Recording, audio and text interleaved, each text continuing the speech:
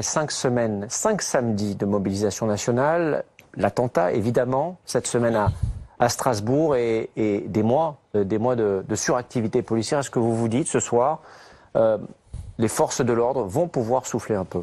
Elles l'espèrent en tout cas. Elles anticipent sur le fait que l'acte 6 ne devrait pas avoir lieu la semaine prochaine. Bon, malgré tout, les collègues à 7h06 sont toujours engagés. On l'a vu sur les images. Ils n'ont pas fini leur vacation, donc ils sont toujours sur la voie publique sous la pluie.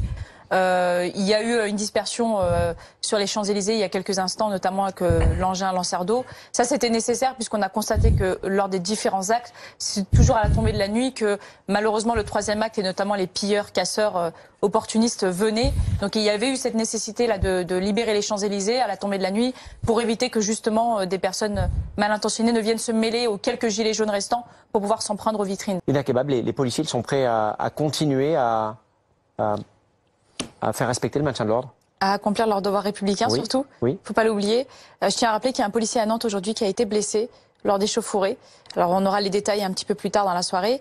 Et puis pour expliquer la nécessité de ces fameux filtrages, des contrôles préventifs pour la sécurité des manifestants qui s'en plaignaient, on a une arme, un Beretta aujourd'hui.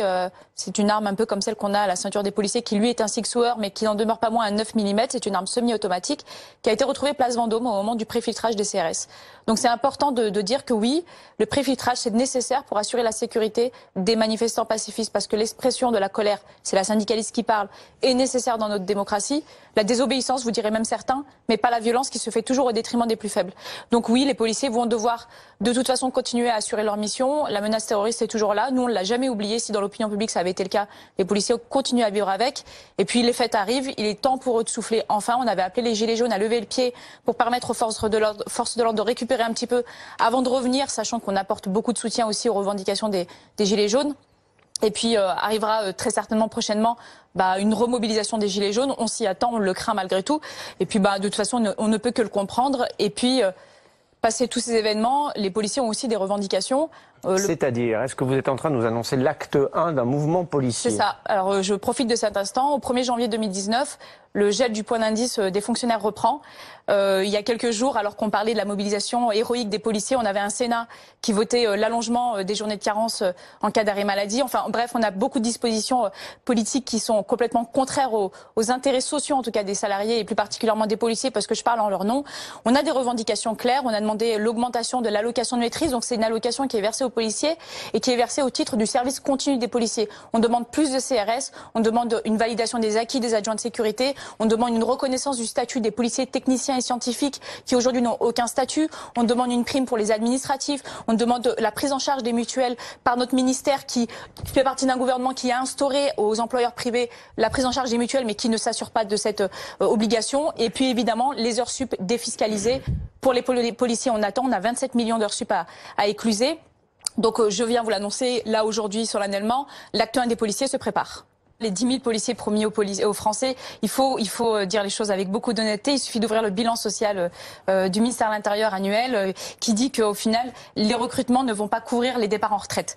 Donc oui, il y aura 10 000 policiers recrutés, mais ils ne feront pas 10 000 policiers bruts sur la voie publique. Parce qu'en plus, on y ajoute aussi, dans ces 10 000 policiers, des adjoints de sécurité qui ne peuvent pas travailler si ils ne sont pas accompagnés par un titulaire. On a aussi des commissaires, des officiers, si leur rôle est impératif au sein de la police, ne sont pas des agents du terrain. Et puis, il y a aussi tous les administratifs, etc. Toutes ces personnes dont on a besoin, mais qui ne sont pas des policiers sur le terrain.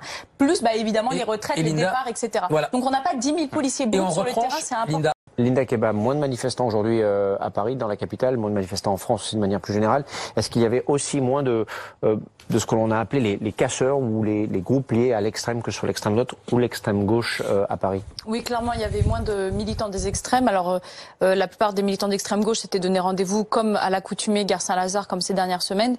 Ils étaient associés également à des collectifs de banlieue, plutôt dans la haine des forces de l'ordre, donc et notamment armés pour certains. Ils ont été contrôlés à la sortie de la gare Saint-Lazare. Il y a eu de leur part des actes de violence qui ont été très rapidement maîtrisés par mes collègues, et tant mieux.